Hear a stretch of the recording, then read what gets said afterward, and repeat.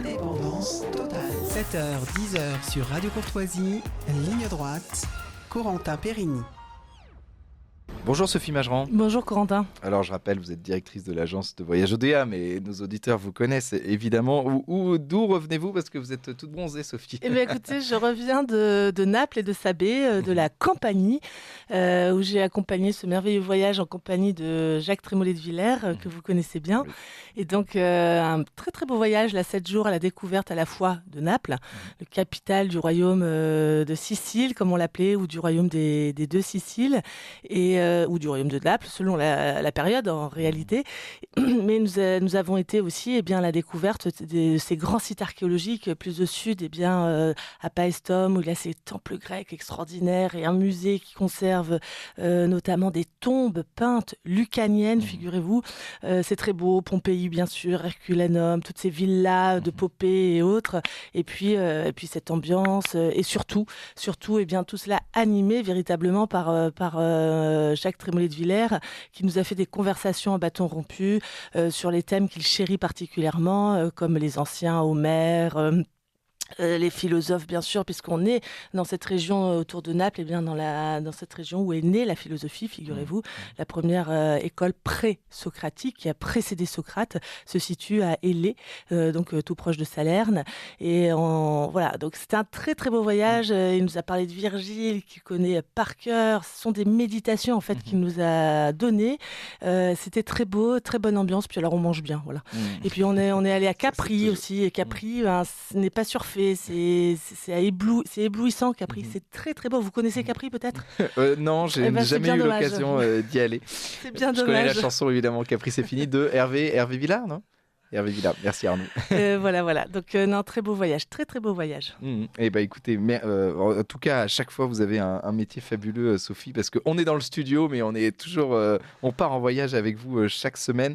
Alors, je vais vous parler d'un sujet qui est moins, évidemment, moins joyeux. C'est ce qui se passe en Terre Sainte aujourd'hui, parce qu'évidemment, donc vous y allez régulièrement avec ODEA, vous faites des voyages en Terre Sainte. Aujourd'hui, c'est plus compliqué d'y aller.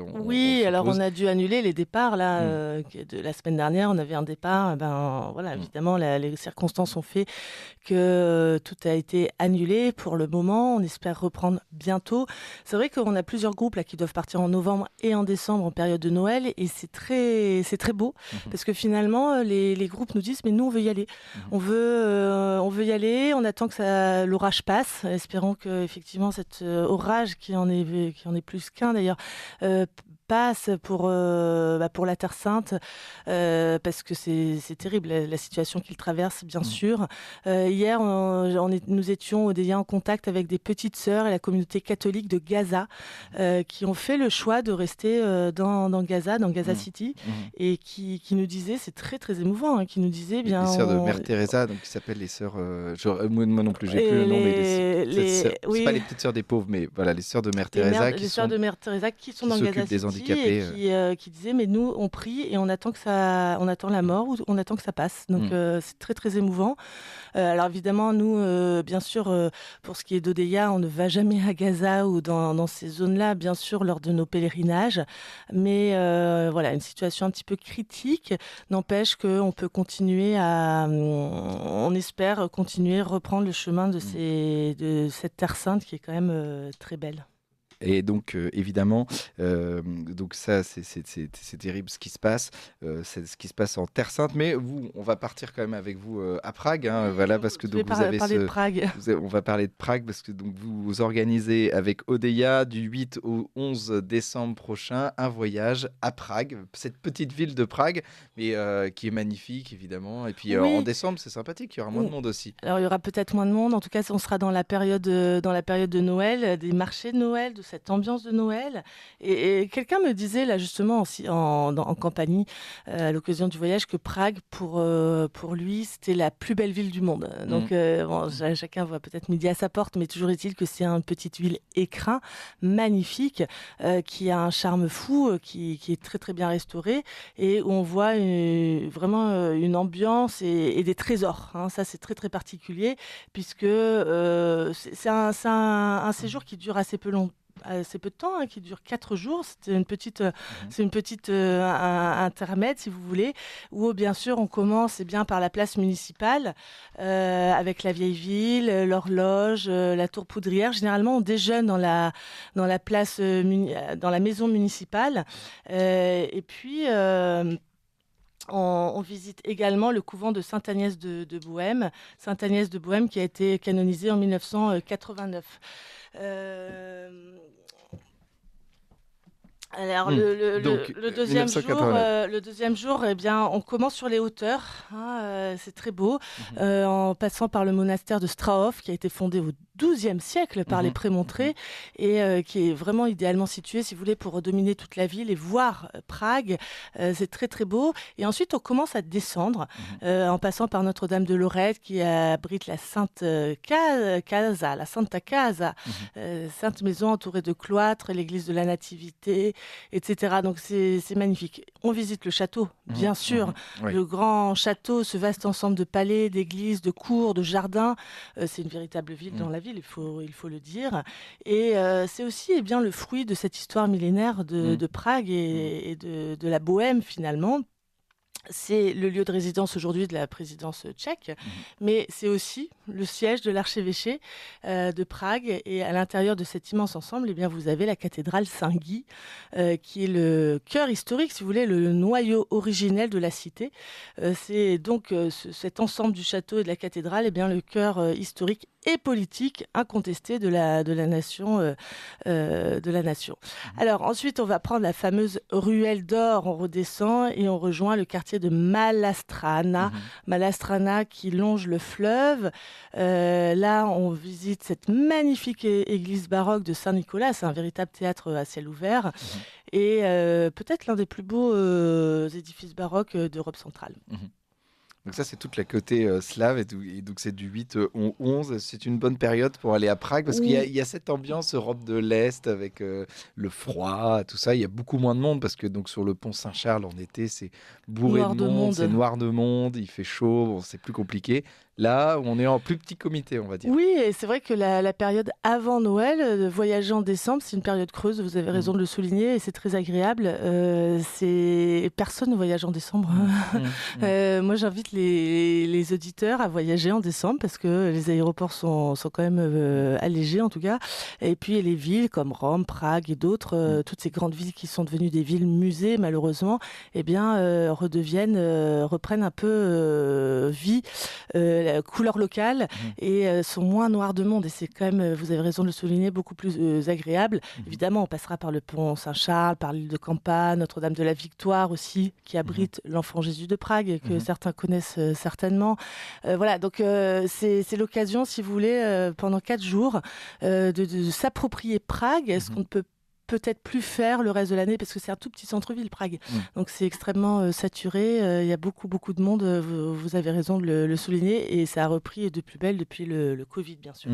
Et donc évidemment Prague, où et c'est voilà, c'est quand même un élément important quand on part voyager, où il y a un pouvoir d'achat qui est absolument incroyable, parce que donc à Prague, les choses coûtent beaucoup moins cher qu'à Paris, et que dans les grandes métropoles européennes, vous avez des plats vraiment pas chers, et très bons en plus. Oui, c'est ça, c'est très... Je crois que la bière était... moi, j'y suis allé en 2015, je crois. La bière était à 2 €, à 2,50 la pinte. Alors, toujours avec modération, évidemment. Minimum, oui, c'est vrai, mais vous avez raison de le souligner, c'est un pays qui n'a pas encore adopté l'euro. Et donc, c'est peut-être pour ça qu'ils ont encore des tarifs abordables. Et Sophie Mageran, voilà, on connaît vos positions politiques. Le jour où ils adopteront l'euro, ça fera très mal, certainement pour eux, puis pour nous aussi. Mais vous avez raison de souligner que c'est un pays où nous, quand nous y allons, eh bien, la vie est beaucoup moins chère que chez nous, c'est certain. C'est très très net, et c'est le côté agréable aussi. Et surtout en période de Noël, vous voyez, il y a ces marchés de Noël, cette ambiance. On peut aller, si vous voulez, faire ses courses de Noël au lieu d'aller dans les grands magasins, eh bien, venez à Prague, sans problème. Donc, contactez Odeia au www.odeia.fr ou sinon au 01 44 09 48 68. Et il y a qu'est-ce que vous avez donc comme spécialité culinaire à Prague? Il n'y en a pas tellement. Il y a la bière quand même. La bière, comment elle s'appelle? Attendez, laissez-moi me souvenir. En tout cas, je me souviens que Comment dire, c'est culturel. On boit de la bière, c'est très net. Et puis après, vous avez des plats en sauce, beaucoup. Ça, c'est particulier de l'Europe centrale ou de l'Europe de l'Est. Ces plats en sauce, c'est une sorte de goulash aussi, ces soupes. C'est pas de la cuisine très, très raffinée. C'est moins varié qu'en Italie ou en France, c'est certain. Mais c'est bon. C'est bon et c'est rebourratif, donc c'est bien. Écoutez, merci beaucoup Sophie Mageran. Je rappelle, donc on peut accéder sur le site odeya.fr ou par téléphone. Vous pouvez nous rappeler le téléphone d'Odeya. 01 44 09 48 68. 01 44 68. Merci Sophie Mageran. Pour les voyages en Israël, pour les voyages en Israël, c'est très. Je vous disais, on a des voyageurs qui sont, qui savent que la situation, de toute façon, ces situations de guerre reviennent très souvent. Nous, chez Odeya, c'est pas la première fois qu'on doit annuler, reporter, attendre. En fait, c'est le mieux. Ce qu'on a auprès de nous, c'est vraiment le temps. Le temps fait que ça s'apaise, que la circulation reprend. De toute façon, l'aéroport de Tel Aviv n'est pas fermé. Donc, les rotations des vols ont repris. Donc, il ne faut pas non plus tout noircir. Malheureusement, il y a cette guerre, mais cette guerre autour de Gaza et non pas dans le reste du pays. Alors après, je veux dire, s'il y a une coalition avec la Syrie et que le Hezbollah s'y met, etc., ça, c'est une autre histoire. Et bien sûr, il faut tout arrêter. En revanche, si ça se maintient et que ça s'essouffle un peu, ce conflit s'essouffle un peu, parce qu'on imagine que le pilonnage de Gaza, ça va n'avoir qu'un temps. Je ne suis pas spécialiste, mais voilà. Donc malheureusement, il faut attendre, il faut prier aussi pour toutes ces populations qui souffrent, parce que c'est absolument terrible des deux côtés. Mais c'est vrai que c'est une catastrophe pour tous là-bas. Et puis voilà, on est dans cette expectative, on ne sait pas. Mais encore une fois, ce qui est très beau, je trouve, parce que chez Odeya, là, tous ces jours-ci, on recevait quand même des inscriptions pour des voyages l'an prochain en Terre Sainte. Donc les gens gardent l'espoir de pouvoir très vite revenir en Terre Sainte. C'est très beau. Et découvrir la Terre Sainte pour ceux qui n'y sont jamais allés. Merci Sophie Mageran. Oui, je préciserai juste une chose, c'est qu'Odeya ne prend aucun risque. Si on doit annuler un voyage, on annule le voyage. Bien sûr. Et la veille pour le lendemain, s'il le faut, nous on perd des plumes, c'est pas le problème. La sécurité des voyageurs est notre premier souci, c'est évident. Merci beaucoup Sophie Mageran. Je rappelle, vous êtes directrice de l'agence Odeya. On vous retrouve la semaine prochaine pour une nouvelle chronique.